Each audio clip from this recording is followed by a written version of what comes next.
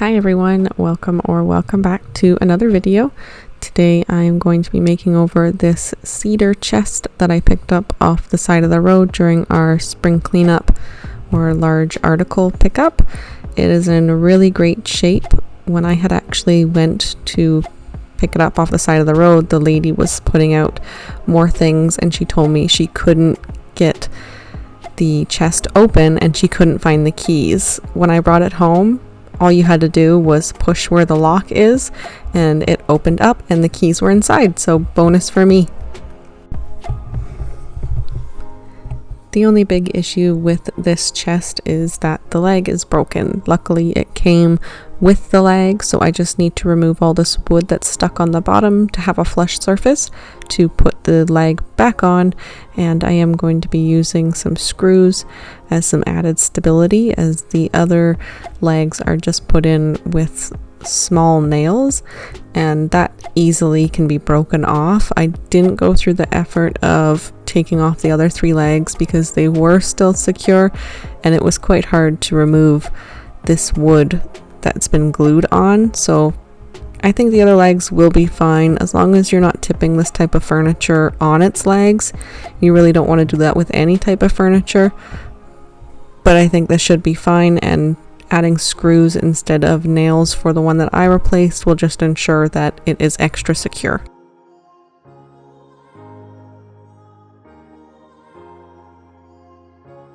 I did measure one of the other pieces of wood just to get some measurements on the width and length and depth, and then I went to Home Depot and picked out a piece of wood that was similar. Unfortunately, I couldn't find anything smaller than what I got, so I have this huge piece of wood. Hopefully I'll have some use for it down the road, but I'm only using a tiny 2x2 piece of wood, and I'm just checking with my drill bit to make sure that this drill bit's going to be big enough to fit through, which it's not, so I do have to drill it a couple times to get it big enough to fit the piece of wood over that piece of wood on the leg.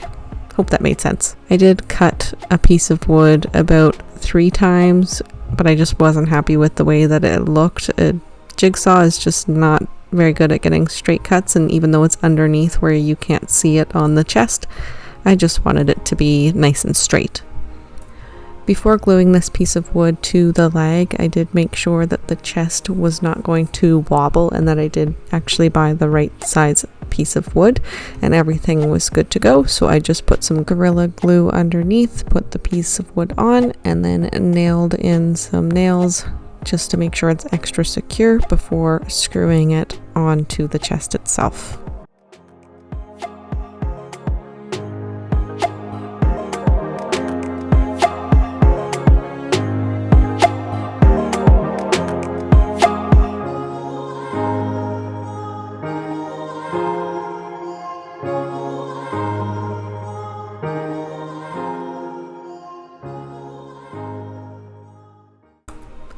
Before I clean this piece, I am removing this latch so that way it will not lock automatically. If you're familiar with the Lane Cedar chest, they did do a recall because unfortunately children would get stuck inside of the chest unable to get out, and they did die, so I did not feel comfortable leaving this on, and that way it will just open up. There won't be any locking when you close the top of the lid. I'm just cleaning this with some Simple Green all-purpose cleaner and then wiping it away with some clean water. You don't want to leave any residue on your pieces when you're planning on painting them or staining them. It can really inhibit the paint from sticking well and lasting a long time, so don't skip this step. Even if it looks clean, make sure that you give it a good wipe down and removing any of that degreaser. That can also inhibit adhesion with your paint or stain. Before I go right into sanding, I do like to give my carbide scraper a try first, just to see how thick the finish is going to be. The finish was quite thick, so using the carbide scraper first just helps save me a little bit of time from sanding in the future. It is super easy to use, pretty cheap to get a carbide scraper in your arsenal, so I would definitely recommend getting one if you do refinish furniture. I love using mine. I use it almost every time if I'm planning on stripping away a finish to stain. Usually whenever I start sanding, I try to use a 120 grit before the 80 grit, especially with veneer. This is, I believe, a walnut veneer, so it's good to use 120 instead of using 80 and potentially going through the finish, which you don't want to do. You cannot go back from that as much as you wish you could. It looks terrible if you go through the veneer. I unfortunately went through a little bit of the veneer on the edge. Luckily, was not a huge, like, you're not staring at it. It's not a huge in your face spot, but it still annoyed me.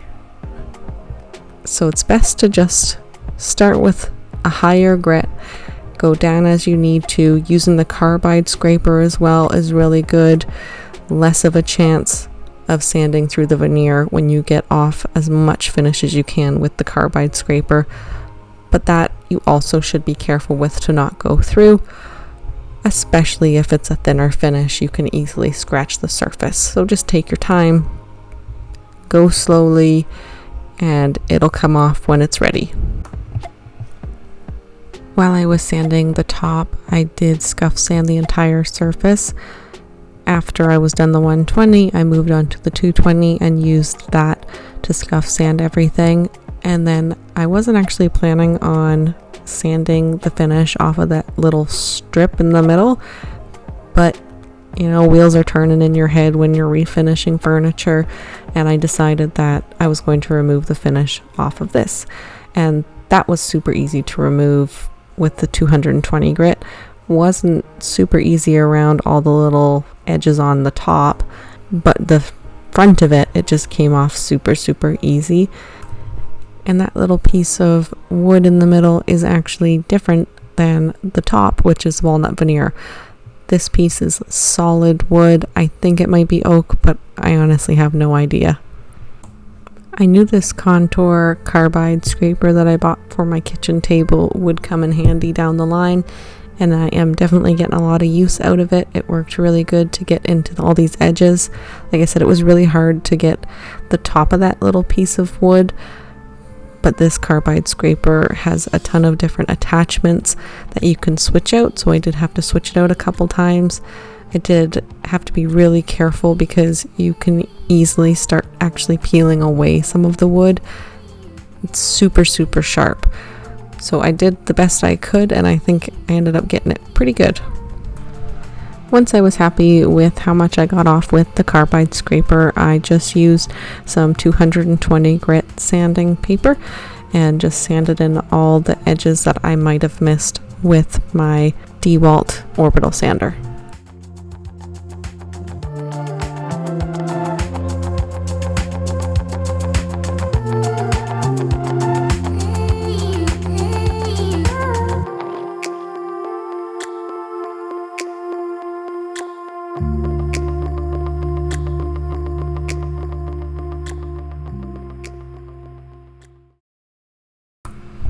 After all the sanding was done, I just wiped away all that dust with a damp rag, and you can see how beautiful the wood is once I wipe all that dust off. This is kind of like what it would look like if I put a clear coat on top of it.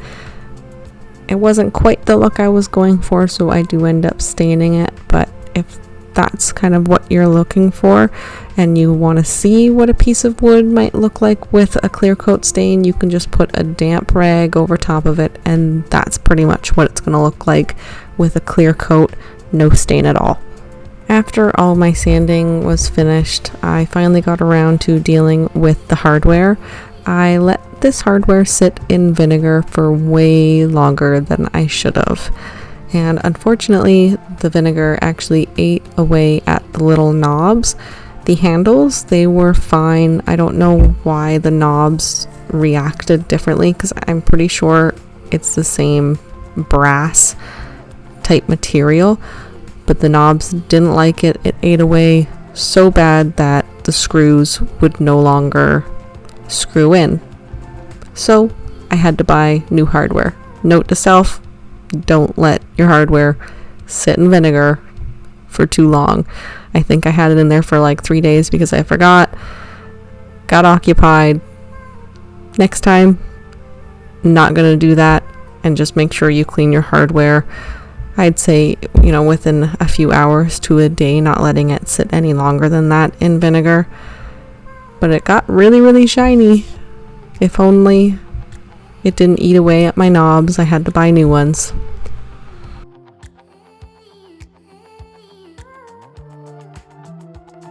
The best part, finally getting to stain the wood. I started out with a golden oak. I didn't want to have it super, super dark. I really wanted the walnut to still stand out. So I thought golden oak would look nice. After applying the golden oak to this middle piece, it just wasn't quite as dark as the walnut because it's a different type of wood. So I did end up taking some walnut wood stain just to make it a touch darker.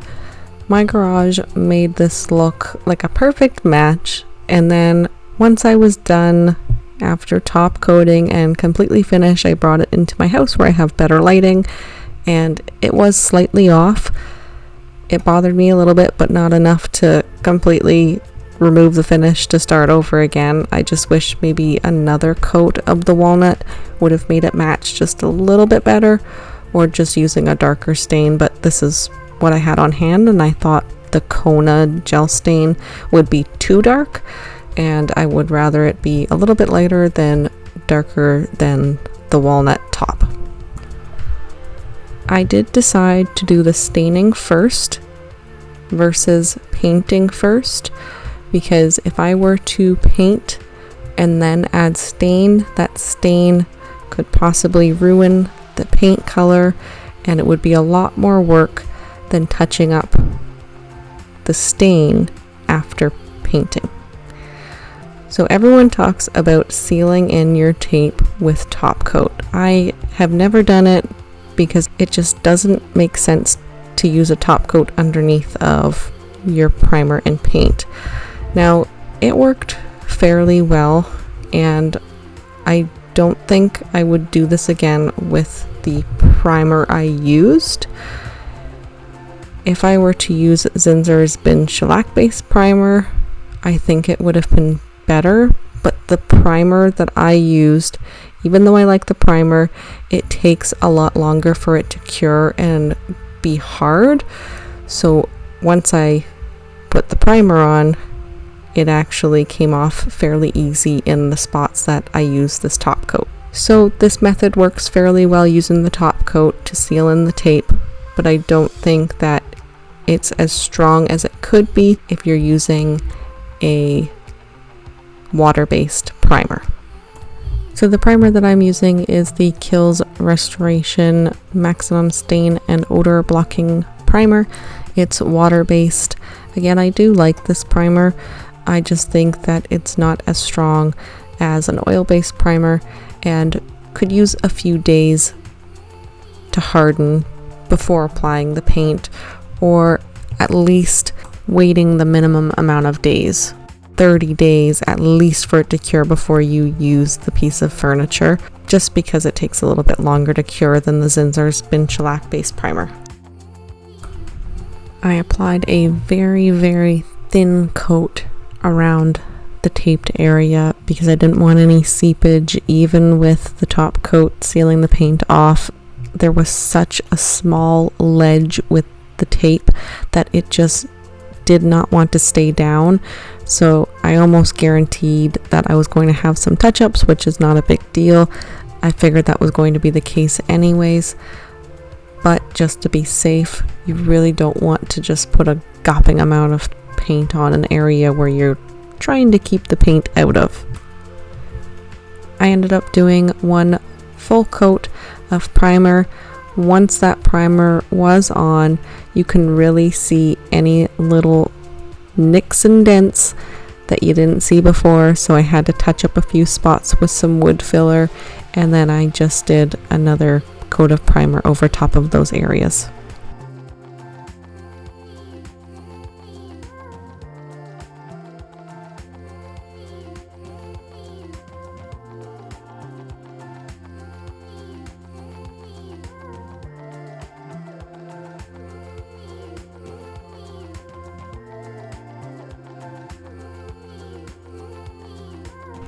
Now that everything is looking good, I'm ready to paint.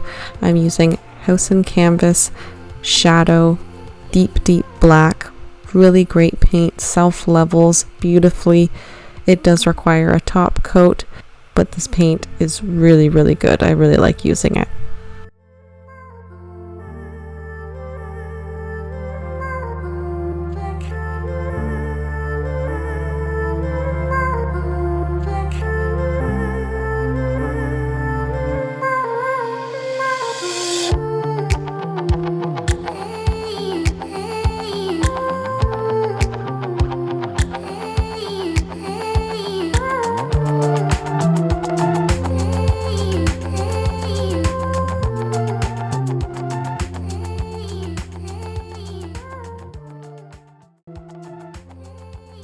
After each coat of primer and paint, it is good just to do a little light sanding to get rid of any little spots that could have popped up, and then just wipe that dust away and continue on with your painting.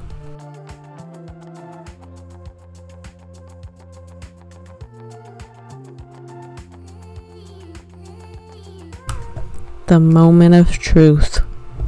Let's see how well the tape job worked.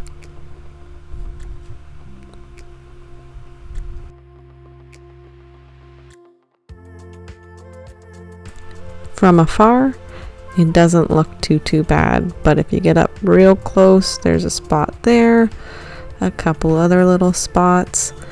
Most of this is actually the paint that was removed and not the stain, so I just had to touch it up a little bit. It wasn't a big deal.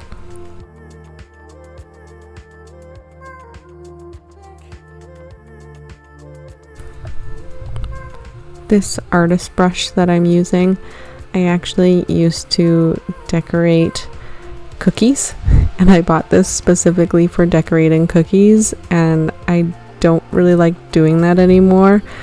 I started getting into furniture, and I was thinking, what the heck am I going to use these paint brushes that I have for? Well, it works great for furniture.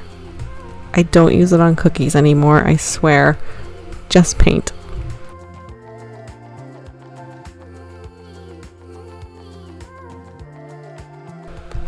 And here's the dreaded spot that I unfortunately went through on the veneer. I tried to hide it a little bit with this staining marker, and I think it worked fairly well. Again, it's in an inconspicuous area anyway, so your eye is not directly at it and seeing that spot. It's very small. Could have been worse, but I think it turned out pretty good.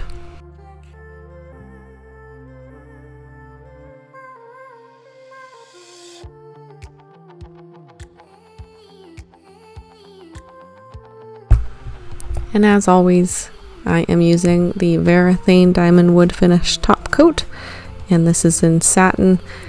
I'm getting some more use in with my spray gun. I've got it pretty much down pat. Although this spray gun is not the greatest. I'm definitely going to get a different spray gun next year. This one was a secondhand one that I bought for like 20 bucks. And it's no wonder it's secondhand. It gives me trouble all the time, but I've got the hang of how to do it. I just need a better gun to do it with. I think I did 2 full coats on the body and 3 on the top. I don't find that the body needs more than 2 because things are not going to touch it as frequently as the top of something. Definitely minimum of 3 coats for any surface on the top, but usually 2 coats I can get away with for the base of the furniture that I'm working on. Last but not least is adding some furniture pads to the bottom. I always do this. This huge pack came from Amazon. It's lasted me quite a while. Super cheap, just a little added thing that you should add to the bottom of any dresser, chest, things like that to protect your floors. After that, I did add the hardware back in. I think I went through about 2 or 3 knobs that I was deciding on from Amazon because I just couldn't find something that I liked. So let me know what you think in the comments if you like these knobs or the original ones that unfortunately I destroyed. Quick another look at the before, and now here's the after.